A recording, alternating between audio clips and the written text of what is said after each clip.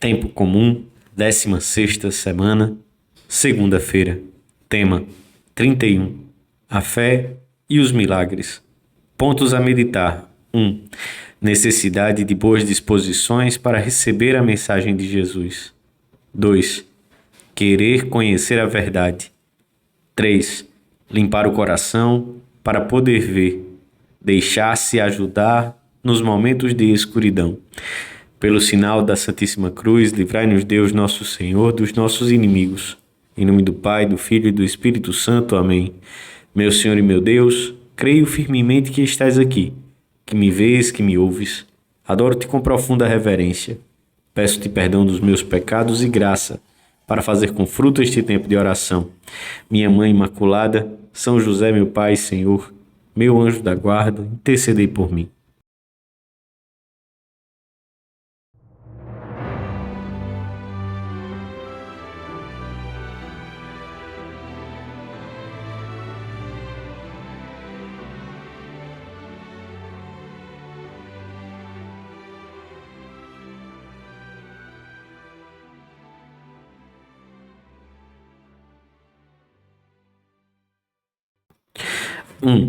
Lemos no Evangelho da Missa que se aproximaram de Jesus alguns escribas e fariseus para pedir-lhe um novo milagre que lhes mostrasse definitivamente que ele era o Messias esperado. Queriam que Jesus confirmasse com espetáculo aquilo que pregava com simplicidade.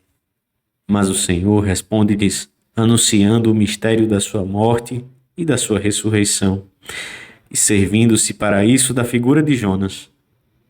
Não se dará a esta geração outro prodígio senão o do profeta Jonas. Com essas palavras, Jesus mostra que a sua ressurreição gloriosa ao terceiro dia, tantos quantos o profeta esteve no ventre do grande peixe, é a prova decisiva do caráter divino da sua pessoa, da sua missão e da sua doutrina. Jonas fora enviado à cidade de Nínive, e pela pregação do profeta, os seus habitantes tinham feito penitência. Jerusalém, no entanto, não quer reconhecer Jesus, de quem Jonas era somente figura e imagem. O Senhor recorda também que a rainha do meio-dia, a rainha de Sabá, visitara Salomão e ficara maravilhada com a sabedoria que Deus havia conferido ao rei de Israel. Jesus também está prefigurado em Salomão, em quem a tradição via o homem sábio por excelência. A censura divina ganha mais força com o exemplo desses pagãos convertidos. O Senhor conclui dizendo: aqui está alguém que é mais do que Jonas. Aqui está alguém que é mais do que Salomão. Esse alguém que é mais é, na realidade, infinitamente mais.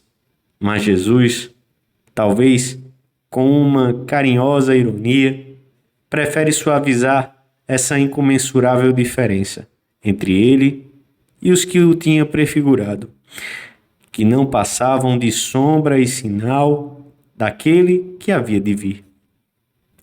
Jesus não fará nesta ocasião mais milagres, nem dará outros sinais. Os seus interlocutores não estão dispostos a acreditar e não o farão por muito que lhes fale e por mais sinais que lhes mostre. Apesar do valor apologético que tem os milagres, se não há boas disposições, até os maiores prodígios podem ser mal interpretados. O que se recebe ad modum recipientes recipitur, as coisas que se recebem tomam a forma do recipiente que as contém, diz o velho adágio. São João diz-nos no seu evangelho que alguns, ainda que tivessem visto muitos milagres, não criam nele. O milagre é apenas um auxílio à razão para que possa crer. Mas se faltam as boas disposições, se a mente se enche de preconceitos, só verá escuridão, mesmo que tenha diante de si a mais clara das luzes. Nós pedimos a Jesus nestes minutos de oração que nos dê um coração bom para podermos vê-lo no meio dos nossos dias e dos nossos afazeres, e uma mente sem preconceitos para podermos compreender e nunca julgar os nossos irmãos, os homens.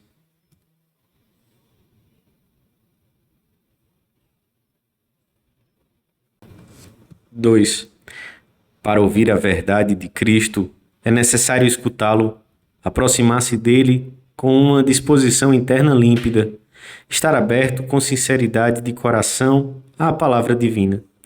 Não era essa a atitude daqueles fariseus que pediram ao cego de nascença, curado por Jesus, uma nova explicação do milagre.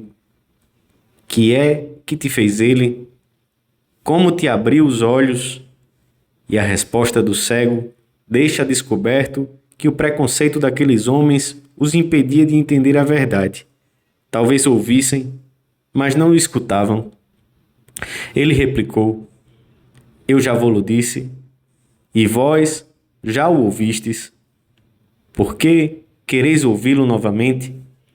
A mesma coisa acontece com Pilatos. Ouve Jesus dizer-lhe: Eu nasci e vim ao mundo para dar testemunho da verdade. Todo aquele que é da verdade ouve a minha voz. Então o procurador romano perguntou-lhe: O que é a verdade? E como não estava disposto a escutar, dito isto, tornou a sair para ir ter com os judeus. Volta as costas ao Senhor, sem lhe dar tempo para uma resposta que no fundo não lhe interessava. Se tivermos boas disposições, o Senhor, por caminhos muito diferentes, dar-nos-á abundância e sobreabundância de sinais para continuarmos a ser fiéis ao caminho que empreendemos.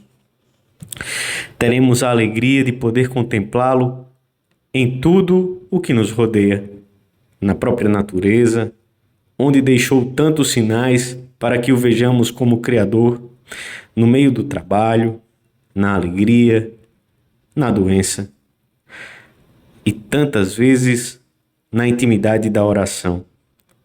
A história de cada homem está cheia de sinais. Muitos fariseus não se converteram ao Messias, apesar de o terem tão perto e de serem espectadores de muitos dos seus milagres, porque lhes faltavam boas disposições. O orgulho deixara os cegos para o essencial. Um dia chegaram a dizer: Ele expulsa os demônios por meio do príncipe dos demônios. Muitos homens encontram-se hoje também como que cegos para o sobrenatural por causa da sua soberba, do seu empenho em não retificar juízos carregados de desconfiança, por causa do seu apego às coisas deste mundo e da sua sensualidade. Ouvi falar a uns conhecidos sobre os seus aparelhos de rádio. Quase sem perceber, levei o assunto ao terreno espiritual.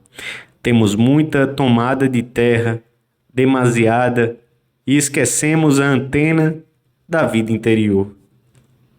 Esta é a causa de que sejam tão poucas as almas que mantêm um trato íntimo com Deus. Oxalá nunca nos falte a antena do sobrenatural.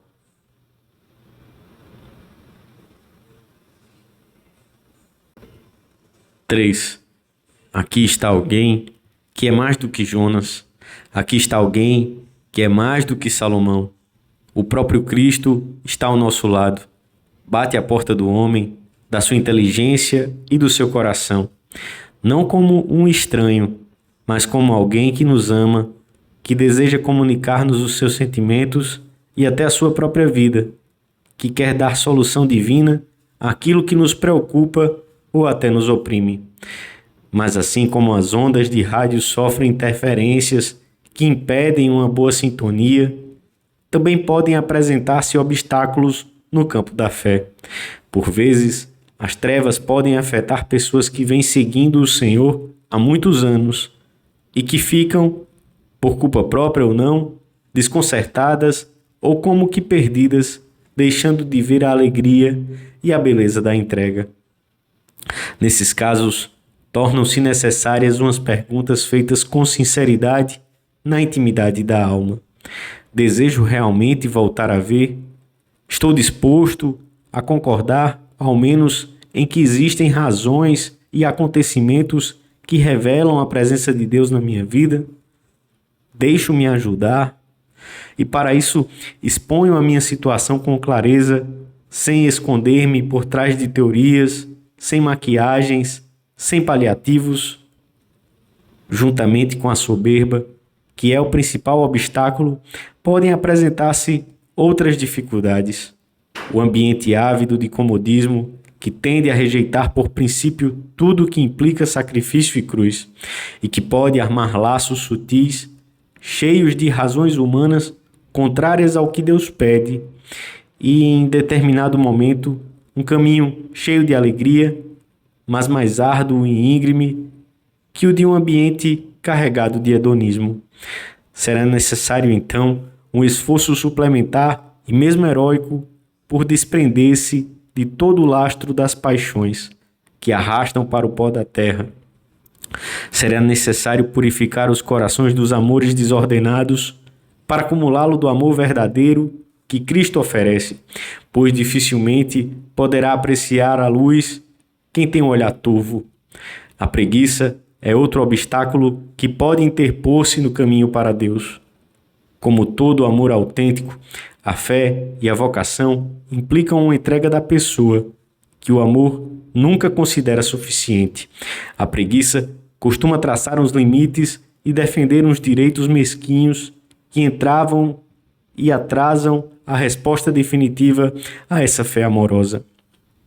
O Senhor pode também ocultar-se à nossa vista para que o procuremos com mais amor, para que cresçamos em humildade e nos deixemos orientar e guiar por quem Ele colocou ao nosso lado para levar a cabo essa missão.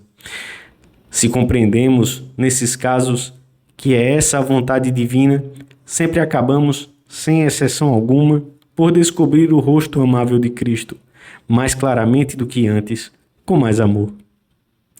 A palavra fé tem na sua raiz um matiz que vem a significar deixar-se conduzir por outra pessoa mais forte do que nós. Confiar em que outro nos preste a sua ajuda. Confiamos fundamentalmente em Deus, mas Ele também quer que nos apoiemos nessas pessoas que colocou ao nosso lado para que nos ajudem a ver. Deus dá-nos frequentemente a luz através dos outros. O Senhor passa ao nosso lado com os suficientes pontos de referência para podermos vê-lo e segui-lo. Peçamos à Virgem que nos ajude a purificar o olhar e o coração para que saibamos interpretar corretamente os acontecimentos de cada dia, descobrindo neles a presença de Deus. Creio, Senhor, mas ajuda-me a crer com mais firmeza. Espero, mas faz que espere com mais confiança. Amo-te, mas que eu te ame com mais ardor. Dou-te graças, meu Deus, pelos bons propósitos, afetos e inspirações que me comunicaste nesta meditação. Peço-te ajuda para os pôr em prática. Minha Mãe Imaculada, São José, meu Pai e Senhor, meu anjo da guarda, intercedei por mim.